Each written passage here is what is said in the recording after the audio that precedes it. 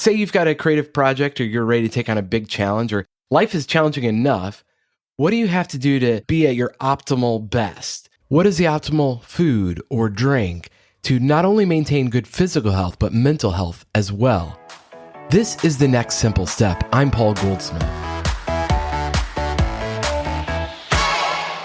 We have the perfect person here to answer that. E.C. Synkowski is a certified nutrition specialist, a licensed diet nutritionist, and the founder of Optimize Me Nutrition. So, E.C., tell us, what is sort of the optimal diet for your brain health? Yeah, I think there's actually a wide strike zone for what is considered an optimal diet. Unfortunately, we all kind of keep chasing some sort of magic bullet or one single answer, when in reality, we can be healthy with a range of different foods in our diet, as well as even a range of different macronutrients. And so I think what we collectively see, and kind of the most common application I can see of an optimal diet, is eating mostly whole, unprocessed foods in the right quantities. But that doesn't mean perfection. That doesn't mean only kale, but that does mean lots of fruits and veggies, some whole grains, some nuts, some whole food protein sources. And then, yeah, you do have some room for some discretionary foods. Maybe that's cake or wine or whatever it is. And you can be optimal there. It really is that simple. So lots of fruits and veggies, just what our moms told us. That sounds a little too easy. What is the most common thing people get wrong about their diet? Wow, there's so many. I think they're kind of looking for some magic answer. When the answer has been said by many, many people before me, I'm one to join the chorus of mostly whole unprocessed foods in the right quantities. Let's drop the dogma. Let's drop the overly restrictive diet approaches. Let's drop the extreme eliminations. Let's drop the quick fixes, the supplements, the unrealistic expectations. And that, I think, is the biggest hurdle for people. They kind of have heard this before. They've heard that calories matter. They've heard that fruits and veggies are good for you. And they're like, no, really, what's it? And you're like, no, that's it. That's it. So I think the biggest hurdle is for people to accept that's it and then really get started on it. Okay, if that's it, though, 7 in 10 Americans are overweight. If it was just as simple as eating more veggies or fruit, what's going on here?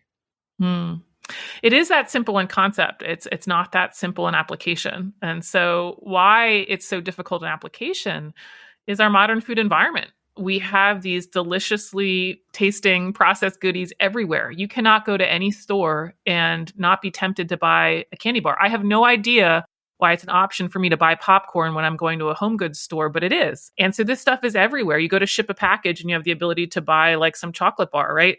So it's everywhere. It's very tempting. We are wired to want to eat calorically dense food for our survival.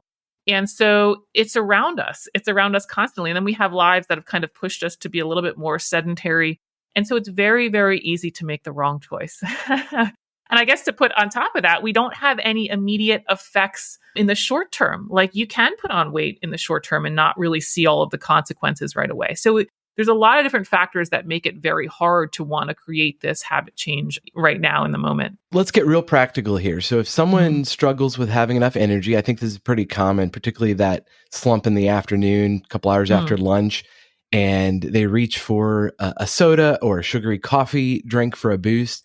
I mean, what's a good alternative? How do we keep our energy up throughout the day? We have cycles during the day at which our energy rises and falls that are just natural patterns. And there is a natural slump in the afternoon just by the way of the fact that we do not operate like batteries or whatever, plugged into the wall or something like that. Like we don't always are going to feel like we're ready to chew through concrete. There are ebbs and flows of our natural energy. I think, first of all, just accepting that, that doesn't mean that people are always making the right diet choices, but I think knowing that like energy is not always we have to be 100% on is something just good to keep in mind.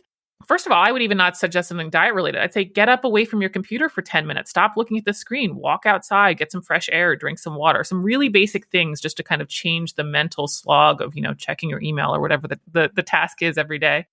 But then overall, I do hear a lot of people respond favorably with my 800-gram challenge by adding more fruits and veggies to the diet. They just, quote, feel better. A lot of times they feel better in workouts. They just have more energy through the day.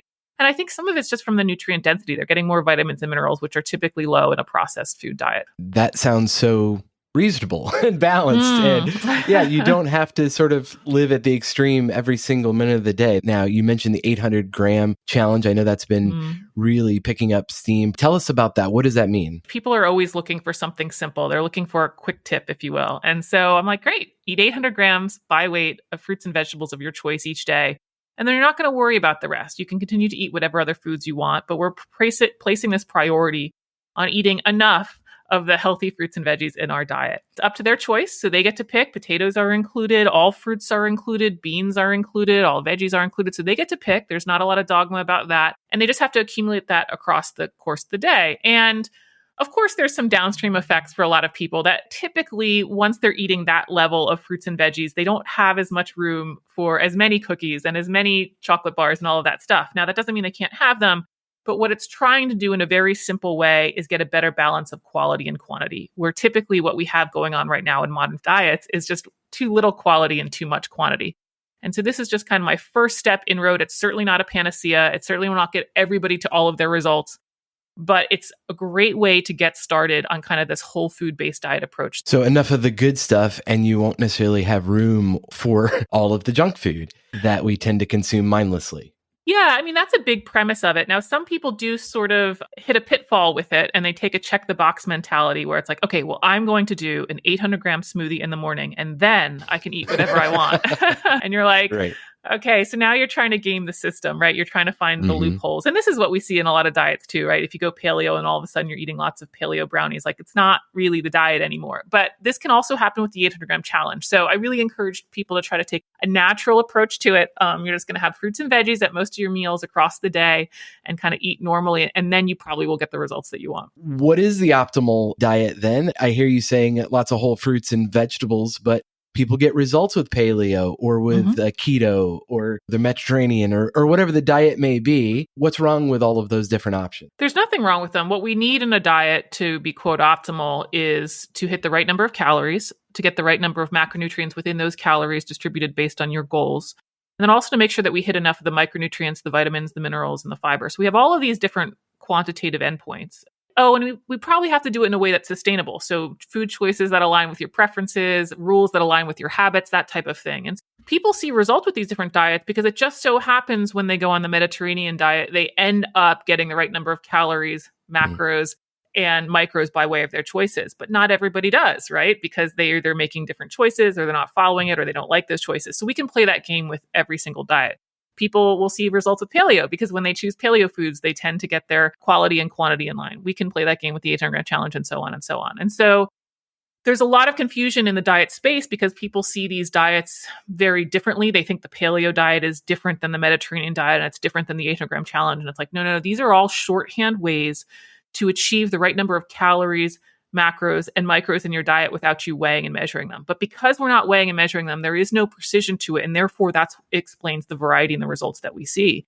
And so this is why I ultimately, in my masterclass, take a lot of people through kind of the weighing and measuring process, because it takes all of this guesswork out. They see, oh, when I make the Mediterranean choices, what happens to my calories, macros, and micros? Oh, when I do the 800-gram challenge, you get the idea. And then we really see from a quantitative perspective how these different food choices are affecting the end results that, quote, make a diet optimal. There seems to be a general consensus that we're consuming too much sugar, so we try sugar substitutes. And then there's a news headline recently that one of those substitutes, erythritol, increases someone's chance of cardiovascular disease or heart attack. So tell us, first of all, is erythritol as dangerous as they say it is? I haven't gone through the study in detail yet, but from what I understand about people who I follow and trust in the space is the study did not actually look at erythritol consumption. And it's also a substance that we make naturally in the body. So if you want to say that consuming these things are harmful to people, you best measure what they're actually eating and how much of it. So that's a big limitation of the study. So I would not get too worried about that yet. And in fact, what we find is that sugar substitutes do in fact help people substitute sugar in their diet and still get some of the foods that they like. And so sugar substitutes and sugar alcohols can be part of a healthy diet. Now, the thing is, foods that have sugar alcohols and or sugar substitutes, we can take Diet Coke, do not have vitamins and minerals, lean protein, nor fiber for the most part. Can a diet be perfectly healthy on sugar substituted foods? No, they can be part of one. They can help us reduce our overall calories, but remember, we still need to get those macros in the right distribution. We also still need the micros. And so this is where, again, People try to boil things down to kind of like yes or no, add sugar or not. And it's like, okay, that's one piece of the puzzle. You can have some in your diet, but we have to then look at how that fits into then achieving calories, macros, micros. It just seems like every few weeks or months, there's another headline, something's good for us, and then it's going to kill us. So how do you educate yourself? Because there are people on all ends of the spectrum arguing that this way or that is the only way to live, and this is going to kill you, this isn't. To be honest, I don't really read anything in the mainstream. I read PubMed, I read textbooks, because that's where the information is.